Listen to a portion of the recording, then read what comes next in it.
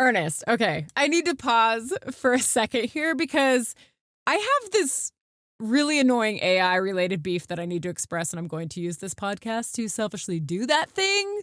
Allen Iverson hasn't been a thing in the NBA for a long time now, so I'm not sure what your beef is there. Nice. I barely know who that is. Tries to shoot for Iverson. Yes! That was for 3, his 6th of the game. So in this age of digital stuff that we live in, everyone pretty much types and they read sans serif fonts, right? So we're talking like... Which I hate. You hate, yeah. So you're a serif font fan then. So you like more Times New Roman versus like Arial, Helvetica, Roboto. For those of you who don't know what we're talking about, which you probably do, but just in case you don't. So a sans serif font means without serifs. Serifs are the little lines that were traditionally like on the tops and bottoms of letters, little horizontal lines, right? So instead of just having an A that's like an upside down V with a cross across it, it would also have like a little, like 2 little feet and like maybe a hat, if that makes sense. Does that make sense? Just say yes. I mean, I know what a serif font is. I don't know if it makes sense, but... Well, anyway, regardless, you can look it up. Google it. Ask ChatGPT for all I care. Sans serif fonts are a type of typography characterized by the absence of small decorative lines, known as serifs, at the ends of the strokes in the letters. The point is that all main internet and word processing fonts these days are sans serif. This is really long explanation leading up to my beef, but whatever. It's my podcast. I'm going to say it. Okay. So in the world of sans serif fonts, a capital I and a lowercase l look exactly the same, which is stupid because now the AI is a real thing and everyone's talking about ChatGPT and Sam Altman and all that. My brain cannot make the switch to automatically reading the sans serif letters AI as anything other than the name Al. And it's so annoying. Okay, so I grew up with a lot of friends named Al. I've worked with people over the years named Al. And for decades, every time I have read those squiggles on the screen, they've referred to people. And since you can't teach an old brain new tricks, apparently, at least not my brain simply does not want to adjust. It naturally wants to see AI as Al. For example, if I type AI into a Google News search, I see headlines like, Al photoshopping is about to get very easy. Elon thinks Al could become humanity's Uber nanny. Windows Copilot puts Al in the middle of Microsoft's most important software. Who is this Al? This like godlike character named Al. When it shows up in email, text threads or something, it's even worse because it's perfectly feasible that you might be writing about a person named Al in person-to-person regular communication. Okay, well, clearly I have an issue with this because it just seems like everyone on the internet is talking about some random person named Al because somebody in the world decided to make the small L and the capital I look exactly the same in sans serif fonts.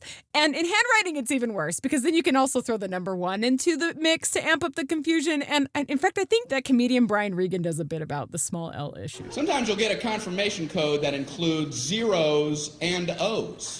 You write them the same way, they're completely different keys. They'll give you the number 1 and the letter I. You write those the same, they're different keys. A small L looks the same. They don't care, you'll never be able to communicate this back clearly.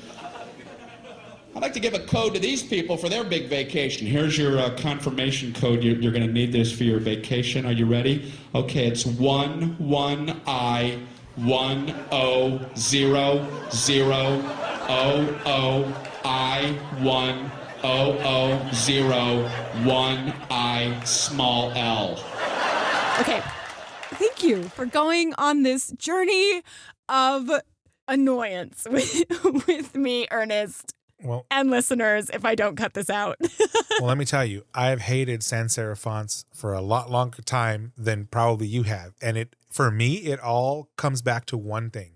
Passwords. Oh, totally. When you type in passwords, you have this problem. You're a cybersecurity guy. It's like a total issue. Complete issue. And so like we've had to do certain things like, for example, by the way, it's not just serif and sans serif. It's also things like a capital O versus the number 0. Oh, yeah, the zeros and O's. How do you distinguish the two, right? So unfortunately, what has happened is some password generators have taken the tact of, well, I will exclude one of the pair of characters that look the same. So like you mentioned, a capital L or a lowercase L and a capital I, they just won't use one or the other, right? So it makes it slightly less secure than it could be. It reduces entropy is what we call it. Yeah. What others will do, it's one of those things where they say, okay, capital letters we have all in one color.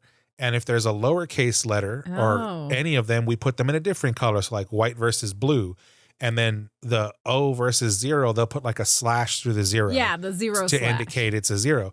And so like we have to do all of these gymnastics for passwords because of this sans serif It's issue. the worst. It's And the dumbest thing. It drives me nuts. You would think that when sans serif fonts were even developed, somebody would have looked at that and been a little concerned at, I'm sure someone did. But it was the one engineer in the room that got shouted down because everybody else was like, this looks so much better and blah, blah, blah. And you know, I'm sure there was some other reason, like perhaps serif fonts incrementally had used up more space on the printed page than the sans serif. oh, And so yeah, like more ink or something. it was less cost for ink or who knows, right? There's always some like esoteric detail that causes this. Even if it's the cost of printing ink, I'm sure that like the time that we've had to take to decipher whether it's a small L or a capital I or a number 1 or something has been more expensive than had we just spent the dang money to use the serif fonts. Yeah, we should go ask ChatGPT how much human productivity has been lost as a result of dropping the serifs from fonts. I wanted to calculate that. The impact of serif versus sans serif fonts on productivity is not well established and can vary depending on various factors such as the context, task, and personal preference of individuals.